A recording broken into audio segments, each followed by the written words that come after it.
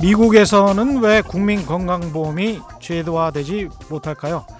이걸 제도화시키려고 했던 오바마 대통령에게는 빨갱이 또는 나치 딱지가 붙었었습니다.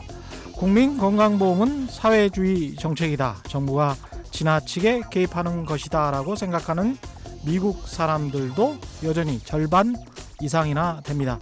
우리로선 좀 이해하기 힘들죠. 그러나 이민자들이 스스로 보안관을 선임해서 마을을 자치하고 주 정부의 권한이 매우 강하고 연방 정부로부터 독립하기 위해서 전쟁까지 벌였던 미국 사람들로서는 정부가 일괄적으로 국민들에게 모두 보험료를 내라고 하고 그걸 걷어서 가난한 사람들도 부자들도 비슷한 의료 서비스를 받을 수 있도록 강제하는 것이 사회주의라고 느낄 수도 있을 것 같습니다. 실제로 미국에서 저에게 저널리즘을 가르쳤던 대학 교수도 건강보험은 당연히 그에 합당한 돈이 있는 자만이 누릴 수 있는 특권, 프리빌리지다, 이렇게 저에게 말했던 기억이 생생합니다. 모든 경제 문제도 이렇게 사실은 역사성이 있습니다. 축적된 시간이 켜켜이 쌓여서 제도나 문화가 되면 쉽게 고치기가 힘들죠. 지난 수십 년의 시간이 만들어 놓은 우리 경제의 고유한 문제는 뭘까요? 거의 대부분이 역사적 요인으로부터 자유로울 수 없습니다만 하나만 꼽으라면 연금일 겁니다. 오늘 또 그 시간의 이야기, 연금 이야기, 미래 이야기 함께 하려고 합니다. 기대해 주십시오. 안녕하십니까. 저는 진실탐사 엔터테이너 최경영입니다. 세상에 이익이 되는 방송 최경영의 경제쇼 출발합니다.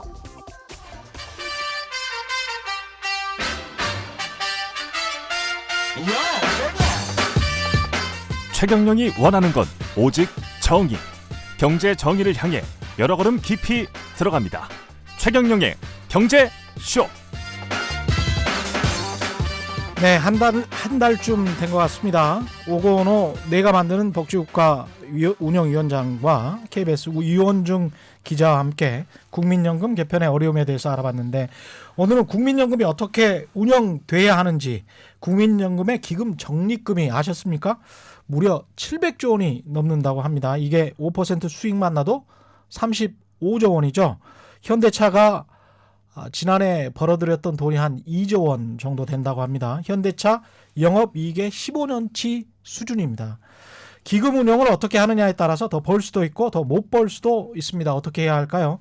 먼저 함께 하실 분들 소개해드리겠습니다. 국민연금 수탁자 책임 전문위원이신 김우창 카이스트 산업 및 시스템공학과 연구소 공학과 교수님 나오셨습니다. 안녕하세요. 네, 안녕하세요. 왜 이렇게 복잡합니까? 산업 및 시스템공학과 교수. 뭐 하는 것입니까 이게?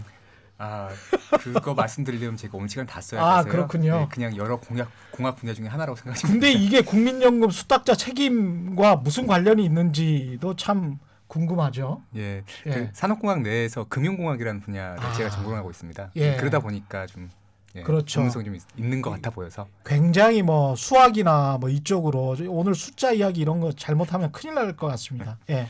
그리고 지난번에 이어서 오늘도 국민연금에 대해서 쉽게 설명해 주실 감초 KBS 보도본부의 유원중 부장 자리했습니다. 안녕하십니까? 안녕하세요. 예, 지난번에 큰 기여를 해주셔서 오늘 또 한번 모셨습니다. 언제 막 마음대로 그렇게 감초라고 또 별명까지 막 저 오늘 나오고 이제 안 나올 건데 자꾸 그렇군요? 감초라고. 그렇군요. 출연료도 적고 해서. 그래요. 이거를 끝으로 사실은 안 부를 생각이었어요. 네. 그래서 다행입니다. 예, 이원중 부장. 저 그럼 제가 나간 건가요? 잘리는 건가요? 예. 제가 뭐 이제 권한이 좀 있습니다. 예. 올 9월 말 기준으로 이 뉴스에 나온 거 보니까 국민연금의 적립금이 714조 3천억이다. 세계에서 세 번째로 많다.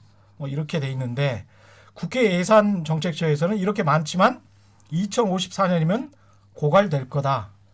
이게 어떻게 된 건가요? 왜 이런 겁니까?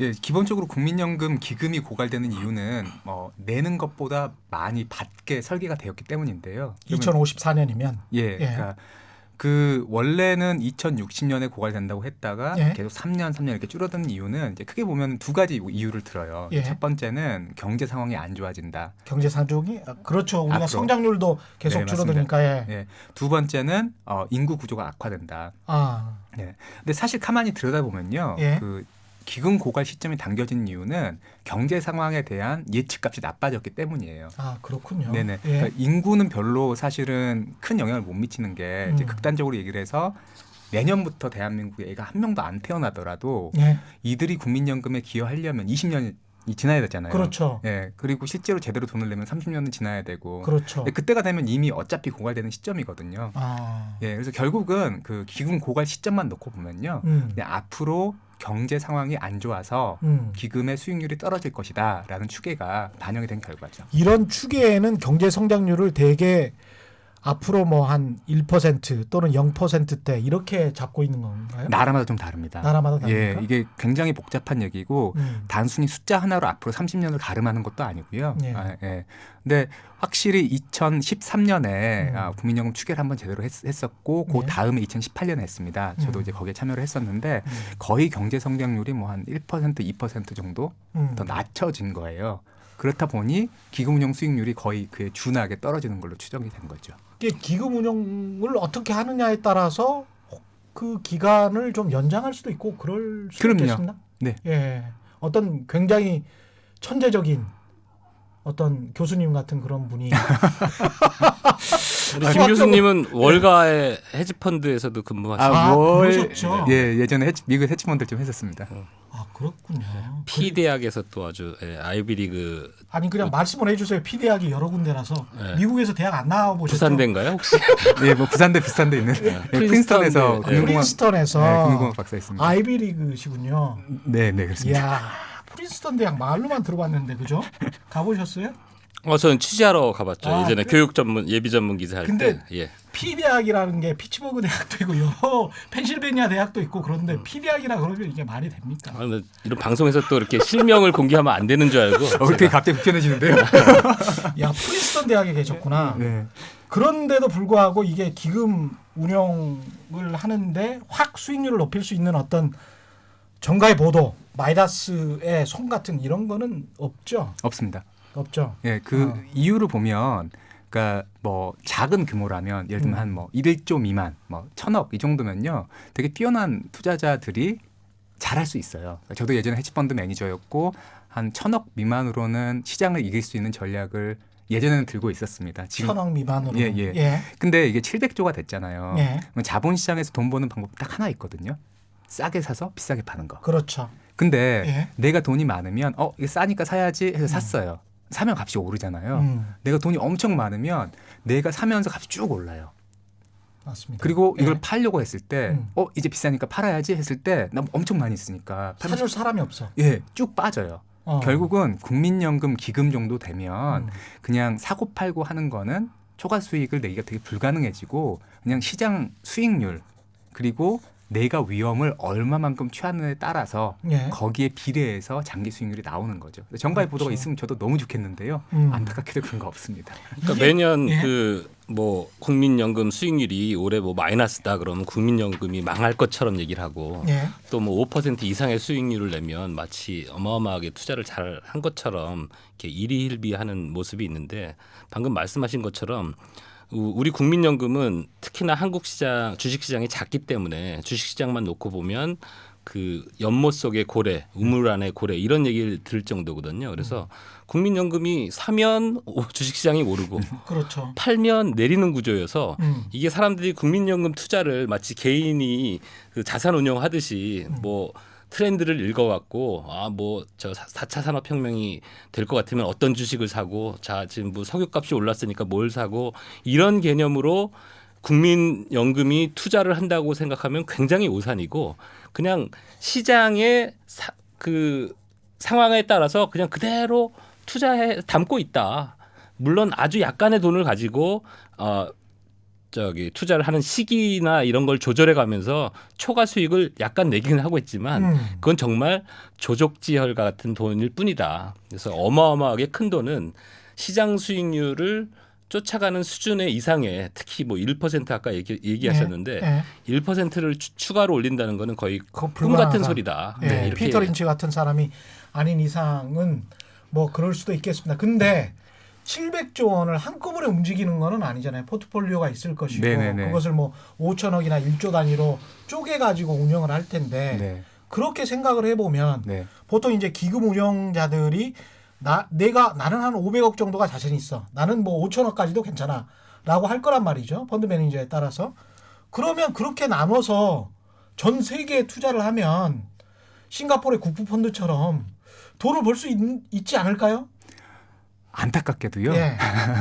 그게 되게 어려운 얘기예요. 아, 그렇군요. 그러니까 기본적으로 초과 수익을 낸다고 알려져 있는 전략들이 이제 음. 저희 같은 이런 매니저들끼리는 공유되는 게 몇 가지가 있습니다. 예.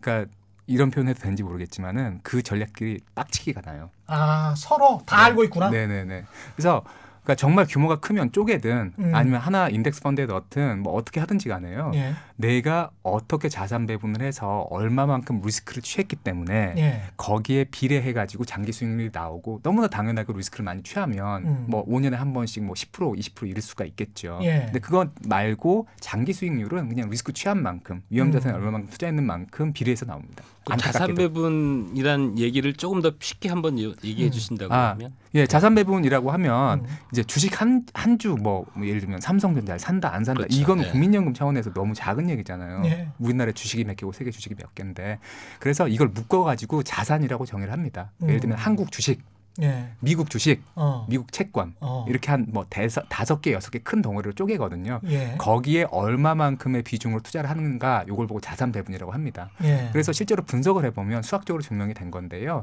국민연금 정도 되는 큰 기금은 이 하이 레벨의 자산 배분에서 수익률이 다 결정이 돼요. 그 아래에서 뭘 하든지 간에 그거는 그냥 평균값으로 수렴하게 됩니다. 아, 그러니까 일반인들이 투자하듯이 뭐 이게 이미 증명이 된 거다. 네, 수학적으로, 수학적으로. 실증적으로 논문도 많이 나와 있고. 그러면 뭐 아래에서 뭐 막 열심히 해봤자 필요 없다. 그 얘기는 조금 다를 수는 있는 게요. 예. 실제로 이제 그 성과평가위원회라는 곳에서 그 국민연금의 운용력들이 어떻게 하고 계시는지 매년 보고서를 내시거든요. 예. 근데 이분들이 국내 주식 대상으로는 초과 수익을 좀 내고 계세요. 아. 그러니까 그거 안 받을 이유는 없잖아요. 그렇죠. 너무 지금 잘하고 계세요. 그러니까 예. 뭐 그럼에도 불구하고 이제 전체 포트폴리오 레벨에서 보면 워낙 기금이 크다 보니까요. 어느 에서는 잘하는 게 있고 어디서 못하는 게 있고 시점에서는 올해 여기 잘했지만 내년에 못하고 그래서 길게 보면요. 예. 그냥 마켓에서 시장에서 제공하는 고수익률만큼 가지고 가고 다만 나는 이 시장에 요만큼 저 시장에 요만큼 배분을 한 거기 때문에 거기에 맞춰가지고 그냥 수익률이 나오는 거예요. 그러면 우리 지금 현재 연금은 그냥 평균적으로는 다른 연금이나 기금들과 비교했을 때 고만고만하게 잘 하고 있는 겁니까? 저는 되게 잘한다고 생각해요. 되게 잘한다. 네. 그러니까 이렇게 말씀을 드리면 저는 국민연금 돈 받는 거 없습니다. 참고로. 투잡자위원이면 돈 받으시는 거 아니에요? 회의비 정도 받겠죠. 회의비. 저 예. 대전 살아가지고요. 차비도 안 나와요. 그래요? 봉사하고 있는 건데요. 예. 근데 그 실제로 그 위험하고 수익이라고 하는 거는 두 가지 다른 동전의 양면 같은 거라서 성과 지표를 수익률만 보면 안 되고 위험이랑 수익을 동시에 봐야 돼요. 그래서 이제 이 동네에서 가장 많이 쓰이는 지표가 샤프 지수라는 게 있어요. 어렵다. 샤프 네. 지수. 그게 예. 뭐냐면 예. 수익률을 위험으로 나눠준 거예요. 수익률을 위험으로 나눠준 것. 네네. 예. 그래서 요게 그냥 미국 주식시장만 투자를 하면 0.4점 나옵니다. 예. 그다음에 되게 잘하는 그러니까 시장에서 뭐 상위 25% 이런 펀드들이 0.7점 나와요. 1.0이 넘어가면은 되게 잘하는 거고요. 예. 1.3이 넘어가면 그 해에 뭐 연기 대상, 예. 뭐 보도 베스트, 대상, 예. 이런 것 하거든요. 예. 제가 이제 실제로 보고된 국민연금의 연간 수익률 뽑아가지고 이 샤프 지수라는 걸 계산을 해봤어요. 예. 약간 가정에 따라 달라지는데 1.0에서 1.3이 나옵니다. 오. 그러니까 무슨 얘기냐면 위험대, 그러니까 가성비예요. 예. 투자에서 위험은 이제 비용 같은 거거든요. 그러니까 국민이 지불한 위험이라는 형태의 비용으로 봤을 때는 가성비가 끝내주는 거예요. 야. 근데 예. 이제 네. 저는 좀 반론이 있는데. 네네. 예. 말씀하십시오. 네. 예. 근데 실제로 보면은 지난 20년간 30년간 수익률이 5.6%로 막 엄청 막 너무 막 평균 수익률 5.6%면 대단합니다. 그래도. 예. 근데 막 그 사람들이 생각하기에 뭐 10% 20% 내야 되는 거 아니냐 그런데 그 정도 사이즈의 돈이 그럼요. 대단한 거로 생각해요. 대단한 거죠. 예. 예. 그냥 위험을 너무 낮게 가지고 가는 게 좀 있거든요. 그러니까 막말로 손실 나면 예. 이사장 잘리잖아요. 그렇죠. 네. 예. 그러니까 예. 가성비는 뛰어나나 예. 가성비에서는 이제 가격이 예. 올라가야 진짜 성능이 다 올라가는 거잖아요. 그렇죠. 가격을 사회적으로 너무 조금만 지금 지불하고 있는 거예요. 아, 위험 자체를. 위험 자체를. 네. 그래서 그 운용 자체만 놓고 보면 위험 대비 성과는 매우 뛰어나나 조금은 더 잘할 수 있지 않을까라는 생각은 가끔 해요. 이 사회적으로 위험의 형태인 이 비용을 조금만 더 지불한다면. 유부장은 그게 예. 하이 리스크 하이 리턴이라고 하잖아요. 그렇죠, 예. 그렇죠. 그러니까 샤프 지수를 통해서 본 국민연금의 수익률은 워렌 버핏급이다. 맞아요. 이렇게 얘기할 수 있어요. 워런 버핏이 보통 연 수익률이 20%가 넘어서. 근데 위험이 되게 높아요. 그렇죠. 예, 네. 그래서 워렌 버핏의 그 샤프 지수를 계산을 해보면 1.0이 안 됩니다. 아, 그렇군요. 그러니까 예. 내가 위험을 테이크한 만큼 맞습니다. 가진 만큼 수익률은 더 나올 수 있는 건데 20년, 30년 동안 안정적으로 5%가 넘는 수익률이 나온 이유가 굉장히 안전 위주로 투자를 했기 때문에 좀 속되게 얘기하면 안전빵 투자를 했기 때문에 그 어떻게 보면 수치를, 관료적인 투자를 한 거네요. 올린 네. 거이기든요. 공무원식 투자. 예. 근데 이제 과거 좀 더 실질적으로 얘기하면 물론 결과론적인 얘기일 수 있지만 지난 몇십 년간 한국의 경제 상황은 계속 급속도로 전 세계가 인정할 정도로 급속하게 성장하는 상황이었잖아요. 우리 그때 경제 성장률에도 생각해 보니까 못 미쳤네요. 그러니까 예. 만약에 그때 요거는 좀 더 위험을 테이크하면 10%의 수익률을 낼 수도 있겠구나. 만약에 국민연금이 오늘 산 다음에 내년에 팔아야 될 돈이 아니잖아요. 어차피 그렇죠. 끝없이 20년, 30년, 50년 가도 끝없이 가는 상관없죠. 돈이니까 예. 야 10년 동안에 내가 한 번 10% 잃어도 좋으니 내가 20%의 수익률을 목표로 한번 투자를 해보자. 20년, 그럼- 30년 후에. 그럼 투자의 패턴은 완전히 달라지는 거거든요. 근데 그렇죠. 그럼 결과론적으로 얘기하자면 과거에는 좀 더 모험적으로 투자를 할 수도 있는 상황이었는데 상당히 채권 위주였고 국내 주식 위주였고 이제 최근에는 이제 해외 주식까지 가고 있지만 예. 굉장히 안전하게 투자를 해서 올린 성과이기도 하다. 제가 그 아는 어떤 취재원 중에 은행에 계신 분이 있어요. 은행에서 이제 펀드 관련해서 이제 돈을 가지고 있는 분이죠. 근데 이제 그 어떤 그 행태, 이거는 어떻게 보면 행정학적이고 경영학적인 행태일 수도 있는 것 같아요. 지금 말씀하시는 게 가령 내가 담당 전무였어요. 근데 내가 생각할 때는 저 주식은 5년 후에 더 올라갈 수 있어요. 충분히.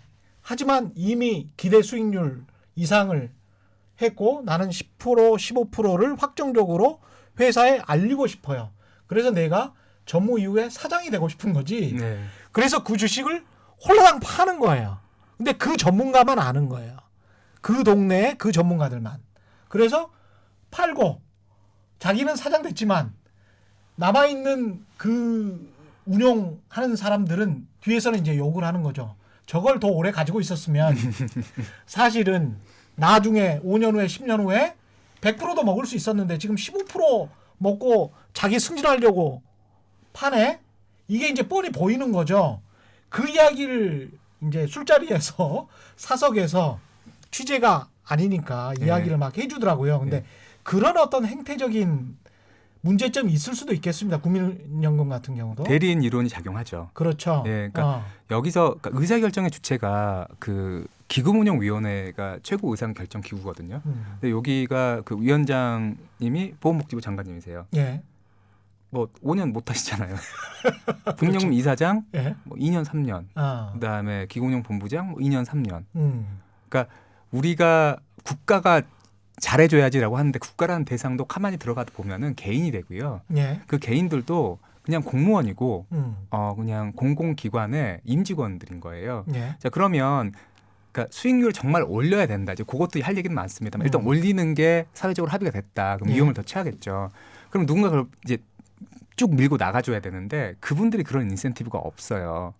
그러네요. 예, 그래서 수익률이 예를 그분들 들어 공무원이니까. 예, 예를 들면 수익률이 원래 7% 날게 10% 났다고 쳐봐요. 예. 올해 장이 괜찮았으니까 올해 한 뭐 8%쯤 될 것 같은데 뭐 위험을 더 취해서 뭐 강제로 뭐 이렇게 팔 비틀어 가지고 야 뭐 위험 더 취해 그래 가지고 그 아무도 모르거든요. 지나고 보면. 그렇죠. 근데 모릅니다, 몰라. 예, 정말 내부자들 아니면 몰라요. 손실 났다고 쳐봐요. 그랬다고 했다가 그러면 이거는 대통령한테 가는 이슈예요. 그렇죠. 네. 예. 그러니까 이게 국민연금과 같이 그 누구의 돈도 아니지만 모든 사람의 돈인 경우에는 되게 명확하게 사회적으로 합의된 목표가 있어야 돼요. 그러니까 예. 우리가 지금 수익률 얘기를 하는데 그러니까 저는 이 얘기가 약간 불편한 지점이 어느 지점이냐면 수익률 올리면 좋죠. 그렇죠. 근데 수익률 올리는 게 공짜가 아니에요. 위험이라는 사회적 비용이 들거든요. 그렇죠. 그러니까 5년에 한 번씩 한 20-30% 일을 각오를 해야지 수익률이 그렇게 올라가는 거예요. 근데 그거를 사회적으로 받아들일 수가 있을까요? 쉽지 않겠는데. 네. 그러면 네. 그 이전에 그런 얘기를 하기 위해서는 자 국민연금 제도라는 것이 있고 그 제도가 우리의 노후를 보장하기 위해 설계가 되어 있는데 이게 지속 가능한가? 지금 이제 오늘 이 자리가 만들어진 이유는 저는 그것 때문이라고 생각을 하거든요. 예. 지속 가능하기 위해서는 보험료가 얼마만큼 해주고 기금이 요만큼 해주고 뭐 국가가 얼마만큼 해주고 요게 딱 명확하게 정해져서 그러면 기금은 요만큼 해야 되니까 너는 위험을 요만큼 요 이상은 취하지 말지만은 뭐 수익률 이렇게 내봐라고 하면 맨데이트가 주어진 거잖아요. 예. 그러면 그렇기 때문에 이렇게 되면 제도가 지속이 되니까 그제서야 아까 얘기하는 그 대리인들 예. 뭐 기금운용 본부장님이 됐든 뭐 예. 복지부 장관 누가 됐든지 간에 리스크를 취할 수가 있는 거예요. 그제서야. 그러니까 이 모든 거는 한 발 물러서서 전체 사회보장 시스템에서 국민연금이 어떤 역할을 하고 이게 어떻게 지속 가능성을 확보를 하며 그 지속 가능성은 기금에 의해서 얼마만큼 확보가 되는가가 정해지고 나야 그러네. 이들이 위험을 취하든지 말든지 하는 거예요. 예. 그러니까 지금 이제 바텀업으로 가게 되면 결국은 이 주식을 샀네 팔았네 이런 얘기가 되는데 예. 이거는 제가 생각할 때 사회적 논의에 전혀 도움이 안 돼요. 예. 진짜 중요한 얘기는 뭐냐면 어쨌든 2054년에 고갈이 난다 그랬잖아요. 그러면 첫 번째 뒤로 밀고 싶잖아요. 고갈 시점을. 두 번째 고갈되면 어떻게 할 건데 이런 논의가 돼야 되는데 예. 그런 논의가 안 되는 이유가 뭐냐면 국민연금 얘기는 너무 복잡하고 어려워서 재미가 없어요. 예. 근데 투자 얘기는 재밌거든요. 그렇죠. 그래서 뭐 이번 삼성이 올랐네 이런 얘기를 하게 되는 거예요.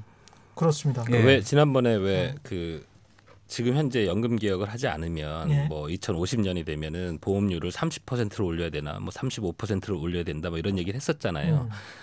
근데 사실 35%를 올린다는 게 불가능하잖아요. 지금 9% 내고 있었는데. 그렇죠. 그러면 사회적 합의를 통해서 자 우리가 보험료율을 20%까지 올리는 데까지는 우리가 감내할 수 있다.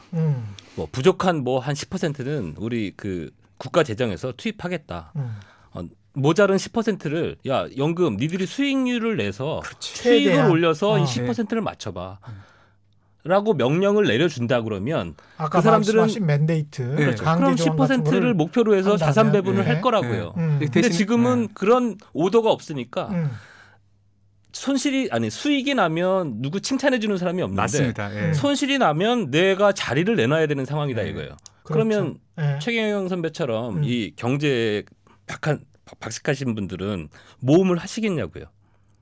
몸 안 하죠. 안 하죠. 네. 예. 절대 안 하죠. 그리고 이제 특히 공무원들이랄지 국민연금에 계신 분들도 이제 공기업에 계신 분들이니까 일종의 이제 철 밥그릇이란 말이죠. 맞습니다. 예. 그분들하고 행정적인 일을 하는 분들하고 기금운용 본부장을 비롯해서 기금운용을 하는 펀드 매니저 출신들하고는 문화적으로도 굉장히 이질적일 것 같습니다. 네, 사실은 제가 내부인이 아니라 정확한 건 예. 아닙니다만은 그럴 수밖에 없죠. 그러니까 그렇죠? 모든 그 이 사람들은 월스트리트에서 왔는데 모든 예. 그러니까 제가 국민연금 그 기금운용 본부에 계신 분들이 너무너무 잘하시거든요. 예. 그러니까 주어진 맨데이트 하에서는 지금 맨데이트는 뭐 규정상으로 좀 다릅니다만 돈 잃지 말아요. 그 범위 안에서는 너무너무 잘하세요. 그러니까 좀 개인적으로 존경하는 분도 많고 근데 근데 그분들의 어떤 역량에 비해서는 너무 쉬운 거 아닙니까 또? 돈 잃지 말라는? 그러니까 그게 이제 돈 예. 잃지 말라도 예. 생각보다 어렵습니다. 그게. 생각보다 어렵습니다. 네네. 예. 아니 돈 안 잃으면서 예. 그러니까 국민연금 지난 20년의 퍼포먼스를 보면요, 돈 두 번 딱 잃었어요. 2008년, 2018년. 아, 둘 다 그러니까 2008년에는 이제 폭락 너무나 다 잘하시고 예. 경제 위기, 금융 위기였으니까 예. 2018년은 2008년 이후에 가장 장이 안 좋았던 때거든요. 요 두 해 빼놓고 계속 플러스를 냈는데 요 예. 손실 봤을 때도요 1% 미만 손실이에요. 음. 그러니까 별로 움직일 수 없는 상황에서도 물론 이제 아까 그 자산 배분에 의한 이 성과가 되게 크긴 합니다만은 예. 잘하신 거예요. 어. 다만 그냥 이거는 뭐 이거 공무원 준 것도 아니에요. 사회적으로 예. 국민연금에 손실 봤다 그러면 작년에 손실이 0.9% 정도 났습니다. 난리가 났죠. 이맘때쯤 해가지고 막 정권 얘기 나오고요. 예. 막 이런 얘기 나왔어요. 기억하실지 모르겠지만 뭘 하겠어요 그런 상황에서. 그러니까 아까 이제 유 기자님이 말씀하신 것처럼, 그러니까 그냥 전체 큰 그림을 그리고 어쨌든 우리가 원하는 거는 국민연금 수익률은 수단이지 예. 국민연금이 존재하는 궁극적인 이유는, 국민연금의 목적은 우리의 노후를 보장해 주는 거예요. 그럼요. 그러면 이게 지속 가능하면 돼요. 음. 지속 가능하기 위해서 자 기금을 계속 가지고 간다고 한다면 완전 적립식을 꿈꾸는 거니까 예. 뭐 요만큼 기금이 해라, 뭐 보험료 요만큼 할게, 이런 그림을 주면 그냥 그분도 너무 잘하시니까 해내실 거예요. 예. 물론 사회적으로 위험은 감내해야겠죠. 왜냐하면 어려운 꼴을 줬으니까. 근데 이렇게 사회적으로 위험을 감내해야 된다. 이것을 이렇게 자세하게 설득을 할 수 있는 정치인이랄지 관료가 있을까요, 이게? 그 지점이 진짜 어려운 것 같아요. 그러니까 국민연금과 같은 거대 기금은 사실 매년 뭐 매달 이렇게 보는 거 난센스거든요. 근데 실제로 이제 언론을 보면 매년 매달도 아니고 이 포트폴리오 안에서 뭐 700조짜리 포트폴리오에서 뭐 100억짜리 투자 하나가 손실을 20% 봤다고 막 반쯤 죽여놓거든요. 근데 그런데 뭐가 가능하겠어요? 근데 지금 재정 추계만 해도 그런 보도 70년, 했었는데. 재정 추계만 반성하셔야 됩니다. 예. 반성해야 되는군요. 예. 재정 추계만 70년을 하고 네. 최소한 100년을 내다보는 연금을 어떤 사람이 이걸 뭐 신도 아니고 투자를 계속 잘할 수 있느냐, 이건 불가능한 얘기고 맞습니다. 우리가 그 시점에 맞춰서 그분한테 주문을 하는 거예요. 맞아요. 얼마 정도를 내달라고. 그리고 왜 저희가 이제 사회적으로 뭐 헌재나 뭐 금융통화위원회나 이런 데는 좀 독립성을 어느 정도 이제 사회적으로 인식하고 있잖아요. 그런 것처럼 저는 기금위원회가 잘해야 되는데, 그렇다고 해서 여기서 잘한다는 말이 마치 증권사 사장 뽑듯이 또는 뭐 어디 운용사 사장 뽑듯이 뭐 어디 투자해서 대박 터트린 사람, 이런 사람들이 투자를 잘한다는 뜻이 아니라 국가의 미래를 걸고 자산 배분을 합리적으로 해서 안정적인 수익을 내면서도 국가 경제에 기여하겠다는 어떤 국가관이 뚜렷한 사람, 그러면서도 경제나 이런 금융 쪽에 지식이 있는 분, 이런 분들을 중심으로 해서 굉장한 독립성과 전문성을 갖춰서 정권이 바뀌지 않지는, 사실 삼성물산하고 제일모직 합병할 그렇죠. 때 예. 심지어 그 이야기도 좀 해야 국민돈을 되는데. 예. 지금 가지고 어떻게 경영권 승계나 이런 용도로 쓰겠다는 마음을 먹을 정도로 당시가 지금 이제 기금운용본부장이었잖아요. 그렇죠. 예. 국민연금에 갖고 있는 기금이라는 건 우리 사회가 단군 이래로 가져보지 못한 어마어마하게 큰 돈이고, 그래서 그 돈을 단 1%라도 1%면 7조인가요? 예. 예. 그러니까 이용해 보려는 세력들이 많거든요. 맞습니다. 그래서 예. 이거를 그냥 시장에 수익 잘 내는 사람한테 넘겨서 뭐 전문성을 살리자, 이건 말이 안 되는 소리고. 예. 다만 지금은 경제와는 거의 상관없는 보건복지부 장관이 수장으로 돼서 좀 뭐 노동단체 대표니 사용자 대표니 이렇게 해서 좀 비전문적으로 꾸려져 있으니 전문성을 강화하고 권위를 높여서 정권과 상관없이 꾸준히 어떤 그 계획에 따라서 투자할 수 있는 독립성, 전문성을 강화하자, 이런 논의가 이제 필요해지는 거죠. 이 방향으로 가는 거는 그럴 수밖에 없는 겁니까? 전문성을 강화하고. 예, 예. 그러니까 저도 이제 이거는 그 아까 수탁자 책임위원회 하면서 이제 들은 얘긴데요. 그러니까 그런 전문성을 강화하기 위한 내부, 이게 사실 인적 구성이 좀 돼야 되잖아요. 예. 그러니까 예를 들면 제가 수탁위 활동을 할 때 저는 이제 본업이 있는 사람이지 않습니까? 예. 이제 대전에서 학생 가르쳐야 되니까. 근데 되게 급하게 이런 회의를 해야 되거든요. 예. 그럼 급하게 올라와야 되거든요. 예. 그러니까 나름 사회 봉사라 생각하고 최선을 다하고 있지만 뭔가 풀타임이 아니니까 예. 모든 이슈를 모니터링을 못 하는 거예요. 그리고 그럴 수 있는 조직이 없어요. 예. 그러니까 그런 전문성을 강화하기 위한 어떤 방책을 만들고 있다라고 하시더라고요. 예. 근데 이제 약간 그러니까 이 말씀하신 거에 이어서 그러니까 기금이 어찌됐든 뭐 길다면 길지만 30년에서 35년 있으면 이제 0이 될 거거든요. 예. 그러면 이제 지금 진짜 중요한 논의는 그건 것 같아요. 이게 없어지면 어떻게 할 거냐. 그러니까 없어지면 예, 다 고갈되면. 예, 고갈되면. 그러니까 고갈은 사실 현 시점에서는 기정사실인 것 같아요. 물론 우리가 지금 굉장히 기정사실입니까? 이제 기정사실은 아닐 수도 있어요. 개혁이 예. 잘 된다면. 개혁이 된다는 것은 네, 뭔가 부담을 더 하고 네 맞습니다. 그 다음에 급여는 조금 덜 받고. 급여는 안 건드려도 되고요. 이왕에 그 말씀하셨으니까 네. 그 이제 약간 예전에 제가 한 연구가 하나가 있는데 이게 어떤 게 있냐면 오케이 그러면은 기금이 고갈된다고 하는데 어찌됐든 뭐 더 내든 덜 받든 뭘 해야지 이게 이 기금이 쭉 살아날 거잖아요. 그렇죠. 그래서 제가 이제 엔지니어지 않습니까? 예. 그래서 뭔가 공학적인 뭔가 예. 방법을 해가지고 최적화 문제를 풀어봤어요. 뭘 풀어봤냐면 기금이 계속 유지되게 만들고 싶었어요. 근데 이제까지 대부분의 분석은 기금운용 수익률만 가지고 기금을 계속 유지하려면 얼마나 올려야 되지? 말도 안 되는 수익률이 말도 안 되는 위험이 나와요. 그리고 뭐 보험료만 올리면 어떻게 해야 되지? 말도 안 되는 보험료를 내야 돼요. 예. 뭐 국가가 재정을 말도 안 되는 재정이에요. 예. 세 개를 근데 동시에 넣어놓고 이제 최적화라고 하는 문제를 풀어봤어요. 예. 그래서 기금은 계속 유지가 되되 예. 보험료의 지급은 최소화하는 방향으로 문제 풀어봤더니 예. 만약에 우리가 2015년에 개혁을 했다면 지금 우리가 9% 되고 있거든요. 예. 한 2, 3% 정도 보험료를 올리고요. 예. 그다음에 기금 운용 수익률을 0.5에서 1% 정도 올리고 그럼 당연히 위험이 따라옵니다. 그렇죠. 5년에 한 번씩 한 5에서 10%씩 이를 거예요. 그다음에 국가 재정에서 1년에 한 몇 조, 한 3조에서 4조 정도 태워주면요. 기금이 영속해요.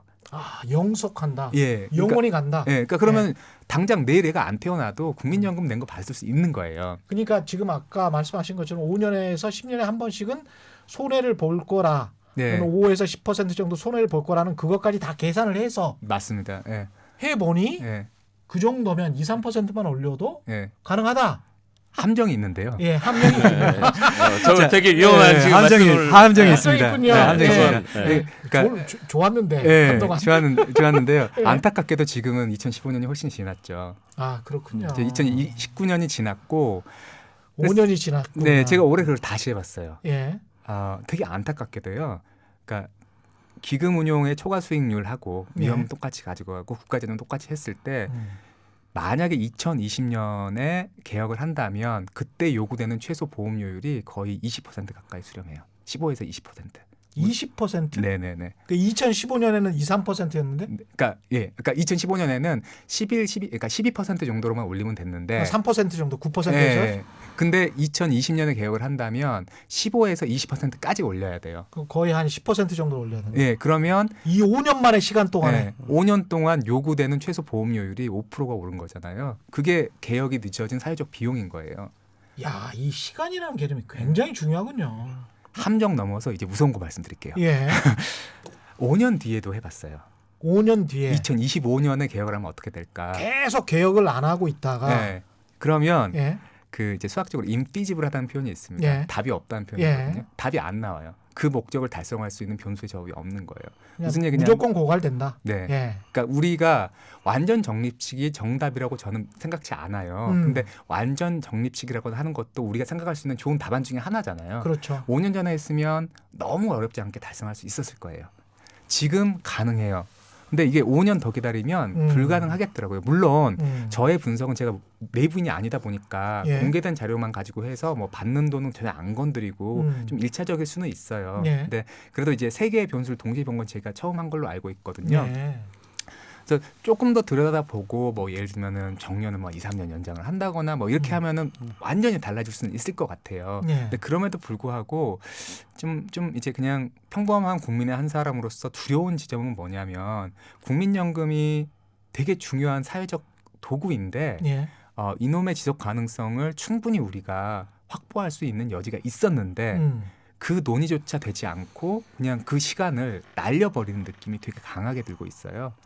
그러네. 근데 예. 저는 지금 걱정되는 게 예. 지금 또 고갈을 중심으로 얘기를 음. 되게 비중 있게 하게 되면 고갈이 되면 또 국민연금이 또 없어지는 거냐 예. 이렇게 또 그렇지는 않죠. 왜곡이 될까봐 그건 자신 아니죠. 있게 예. 말씀드리는데 음.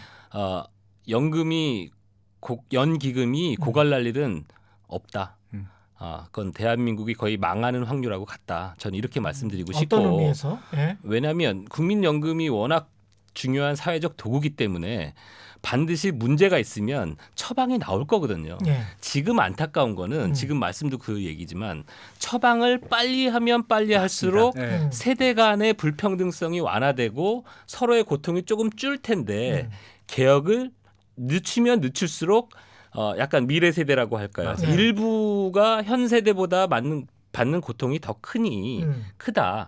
그러니까 크고 작음, 고통이 크고 작음으로는 얘기할 수 있고 예. 그 고통의 괴리가 커지면 커질수록 방금 얘기하셨던 지속 가능성의 이제 약화가 우려되는 상황이어서 저희가 자꾸 이런 얘기를 하는 거지. 네. 실질적으로는 국민연금이 고갈돼서 뭐 연금을 지급을 못하는 상황이 된다고 한다면 예. 그거는 뭐 정권을 떠나서 정말 나라가 망가지는 문제이기 때문에 그런 상황은 절대 오지 않는다. 그렇죠. 예. 다만 우리가 빨리 개혁하면 개혁할수록 세대 간의 불평등성이 좀 더 완화가 되니 빨리 서둘러서 하자. 근데 개혁을 하려면 국민적 합의를 해야 될 테고 합의를 하려면 제대로 토론을 해야 될 텐데 우리나라의 이 토론 문화랄지 예. 아니요. 저는 이제는 토론은 할 만큼 했고 토론을 할 만큼 했다. 이제는 결정할 일이 남았다는 거고 예. 그 고양이 목에 방울을 누가 걸 것인가의 문제인데 아까 유 기자님이 하신 말씀에다가 예. 제가 희망적인 첨언을 하나 하자면요. 예. 그러니까 저는 이제 그 완전 적립식의 경우에는 골든타임이 얼마 안 남은 거 맞아요. 근데 그 완전 적립식, 그러니까 부가식이죠. 예. 그러니까 뒷세대한테 걷어서 앞세대한테 주는 걸 한다고 해서 말씀하신 것처럼 뭐 이제 프랑스에서 연금 개혁한다고 시끌시끌하지만 어쨌든 예. 잘 굴러가거든요. 근데 그 만약에 오늘 그냥 기금이 없어졌다고 가정을 해볼게요. 예. 그러면 지금 내야 되는 요구 보험료율이 생각보다 낮아요.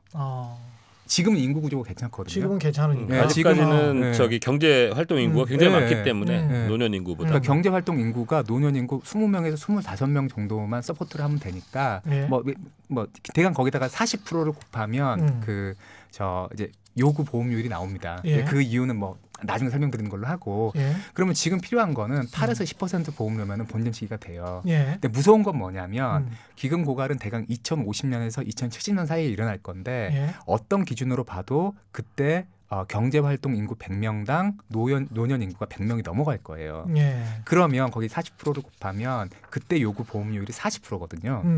자 그러면 이제 완전히 반대 접근법이 가능할 거예요. 어차피 우리가 고갈하는 거 오케이라고 한다면 예. 사실은 우리 다음 세대 제가 가르친 학생들, 우리 애들 그리고 그들의 자손들이 우리보다 양적으로 그리고 경제적으로 더 역량을 강화시키는 식으로 실백조를 어차피 예. 고갈될 거 우리는 그 돈 받으면 되는 거니까 예. 그렇게 활용한다고 한번 생각을 해보시죠. 음. 그러니까 모르겠어요. 이렇게 돈 준다고 사람이 애 더 낳나? 모르겠어요. 저는 전문가가 아니라서. 혹은 뭐 실백조로 어떻게 뭐 투자한다고 해가지고 뭐 다음 세대의 경제적 역량이 늘어나는 그것도 모르겠습니다. 다만 정말로 고갈을 할 거고 지금 이대로 가면은 2060년 이쪽 저쪽에 40%의 보험료를 내야지 돌아가는 상황이 되니까 예. 그거를 부담할 세대가 더 양적으로 질적으로 더 강화될 수 있게 지금 투자를 하자는 거죠. 예. 그러면 사실 지금 당장 괜찮지 않습니까? 이게 혹시 우문일 수도 있습니다만은 여성 취업률이 높아지거나 또는 정년이 연장되거나 이러면은 뭔가 수식에서 숫자가 좀 바뀔 수도 있습니다. 많이 바뀌죠. 엄청나게 예. 엄청 바뀌어요. 그렇군요. 경제 활동 인구 그러니까 경제 활동률이 올라가면 아까 그 뭐 40을 곱한다 그랬는데 예. 거기에 이제 그 부모 일하는 사람 숫자가 늘어나면 되고요. 첫 번째. 그렇죠. 예. 그러니까 되게 간단해요. 일하는 사람이 늘어나고요. 그다음에 일하는 사람 돈을 많이 벌면 어쨌든 앞세대한테 갚아주는 정해져 있잖아요. 예. 그거를 이제 이 n분의 1 하는 거니까 n만 커지면 되는 거죠. 그렇죠. 그러니까 이게 정부가 정년 연장이랄지 여성 취업률 외국에 비해서 특히 선진국에 비해서 여성 취업률이 굉장히 낮잖아요. 우리가 굉장히 아까운 자원들도 굉장히 많고. 그래서 김우찬 교수하고 저하고 동의하는 부분도 그러니까 지금 현재 청년 세대 더 미래 세대가 굉장히 암울한 건 그분들이 대부분 비정규직이고 입직 연령이 거의 30세 넘어서 늦게 이제 국민연금에 편입되잖아요. 예. 그렇게 되면 정년까지 20-30년 정도밖에 못 붙고 또 중간에 만약에 40-50대에 실직을 한다 그러면 1-20년밖에 못 붙고 이제 퇴직을 하게 되면 그건 곧바로 노후 빈곤으로 연결되는 거거든요. 예.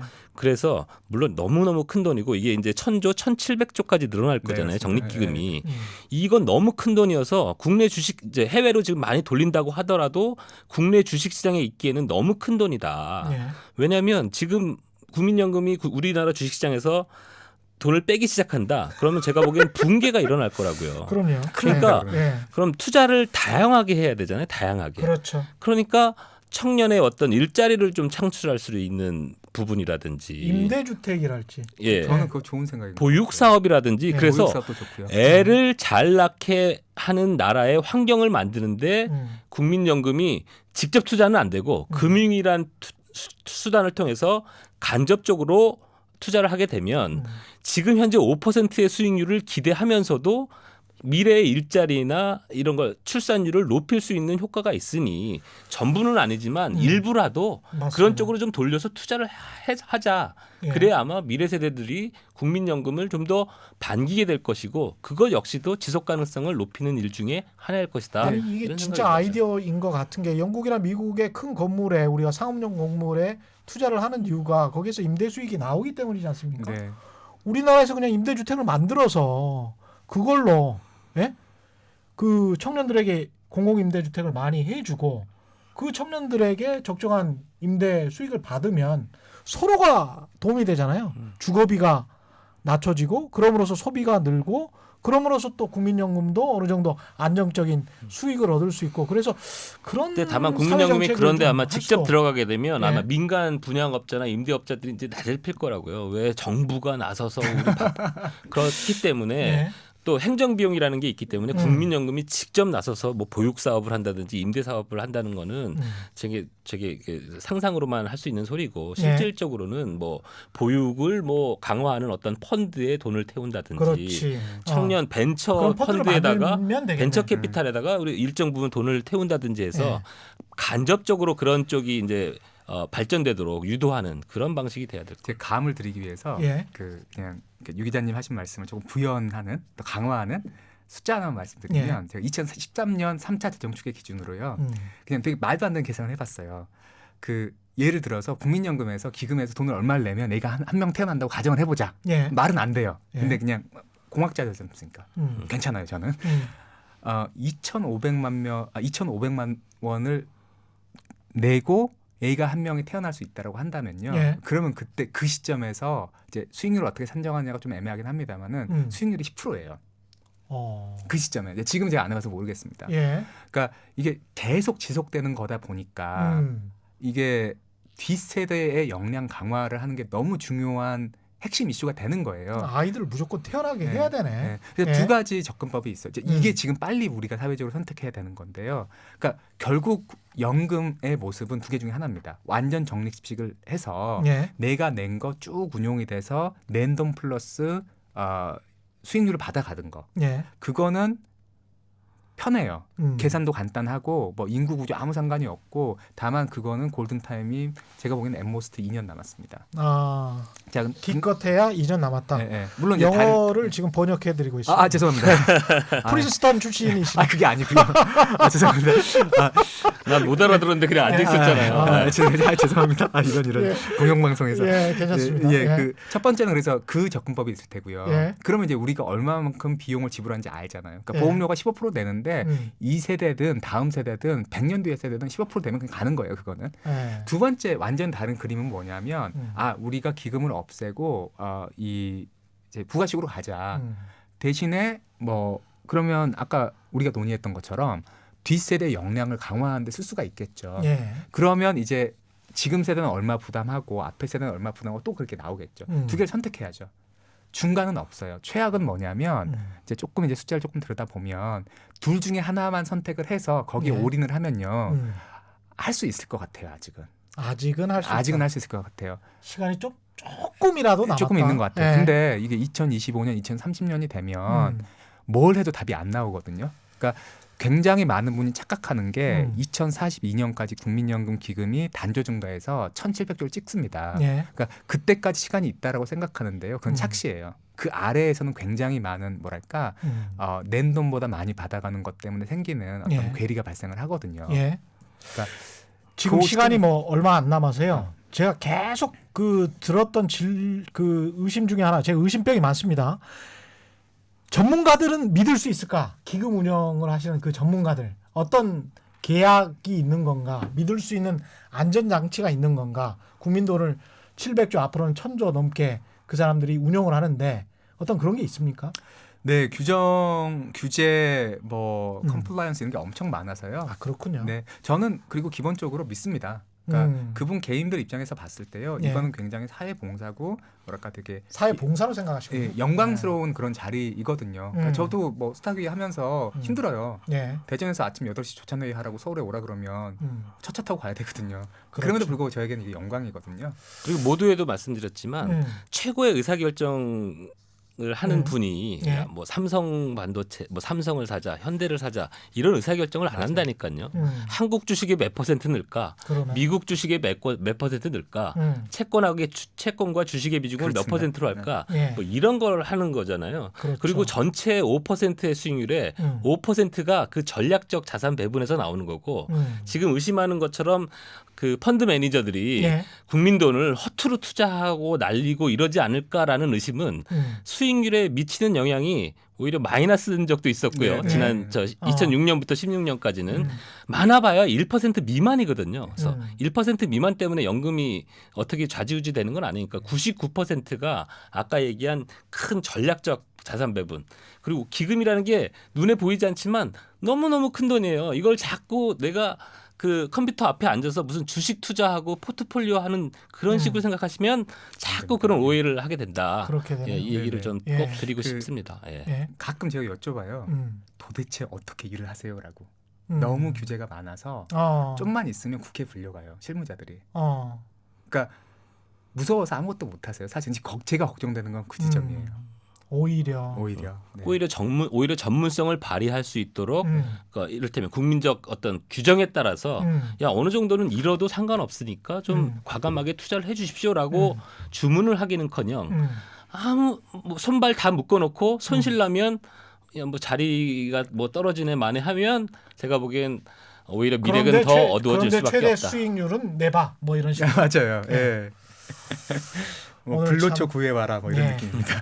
두 분 오늘 말씀 감사하고요. 지금까지 김우창 카이스트 교수 그리고 KBS 보도본부의 유원중 부장과 함께했습니다. 고맙습니다. 감사합니다. 감사합니다. 오늘 준비한 최경영의 경제쇼 여기까지입니다. 저는 KBS 최경영 기자였고요. 내일 4시 10분에 다시 찾아뵙겠습니다. 지금까지 세상에 이익이 되는 방송 최경영의 경제쇼였습니다. 고맙습니다.